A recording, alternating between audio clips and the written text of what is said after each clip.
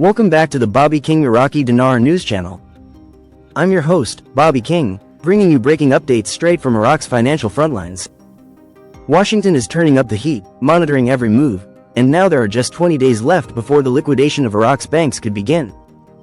Don't forget to subscribe, hit that like button, and support the channel so we can keep you updated with the real story on the Iraqi dinar. In the corridors of Baghdad's financial districts, an unusual tension hums beneath the surface.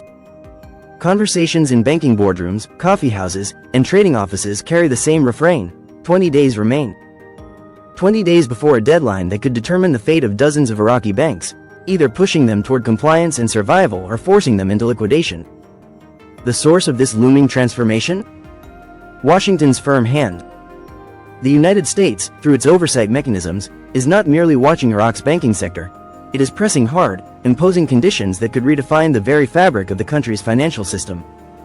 According to official communications, the U.S. is monitoring Iraqi banks closely and demanding a commitment.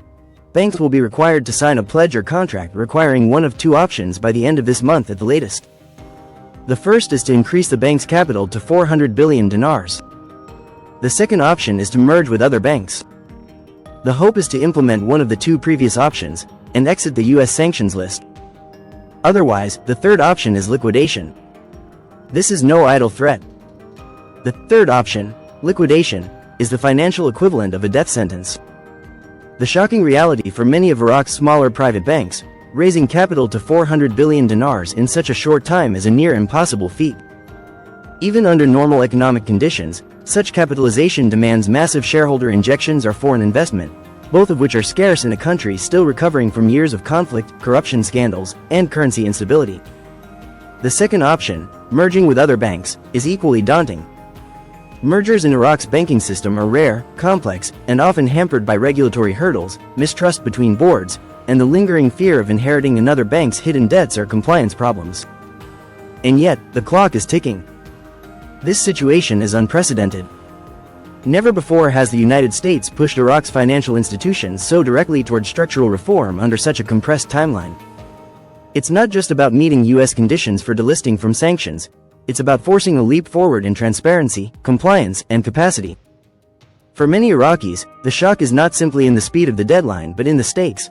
If these reforms are not implemented, the collapse of a large number of banks could ripple through the economy, choking credit lines, destabilizing the dinar, and eroding public confidence in financial institutions. And then there's the symbolic shocker, the whispered phrase in financial circles: say goodbye to 1310. 1310 is, of course, the current official exchange rate of the Iraqi dinar against the US dollar. A banking crisis could shake this rate, either by weakening it, if chaos ensues, or strengthening it if reforms succeed spectacularly. The mere possibility of movement from 1310 has speculators, traders, and everyday citizens nervously eyeing the currency boards. The hopeful side, but this story is not only one of potential collapse, it could also be the most significant banking reform in Iraq's modern history. If even a significant portion of Iraq's banks manage to comply, increasing their capital or merging, the resulting sector would be leaner, stronger, and better integrated into the global financial system. Compliance with U.S. monitoring and the exit from sanctions lists could unlock access to international markets, correspondent banking relationships, and foreign investment.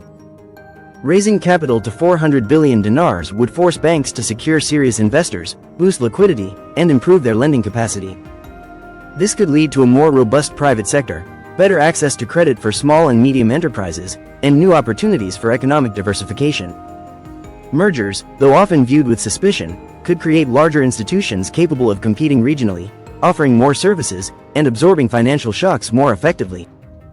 Even the threat of liquidation, grim as it sounds, could cleanse the sector of zombie banks that have long operated without meaningful capitalization, offering limited services while draining public trust. A phenomenal opportunity in disguise. This is amazing, this is phenomenal. Not the words you'd expect to hear when discussing a potential banking crisis. Yet, some analysts see exactly that: a phenomenal opportunity to push Iraq's banking sector into the modern age. The U.S. pressure, though politically charged, is forcing Iraq to face structural weaknesses it has ignored for too long.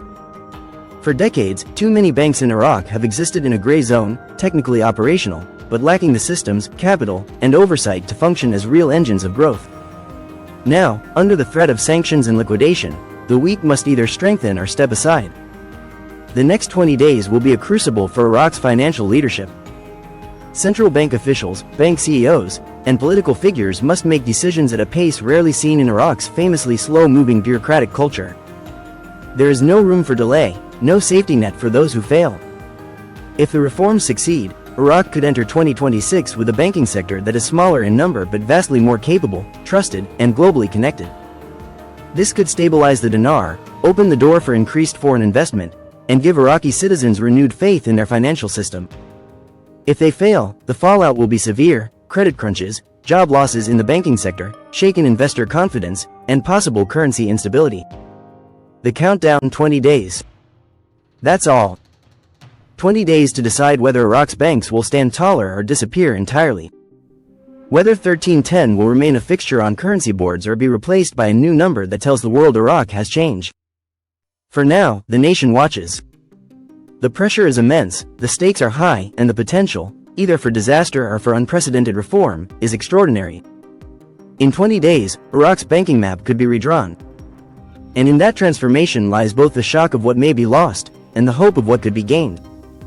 In the end, I want to ask all my friends watching to stay positive and patient, because patience truly is the key to success. Please subscribe to my channel and show your support. Wishing you all a wonderful day. Thank you so much.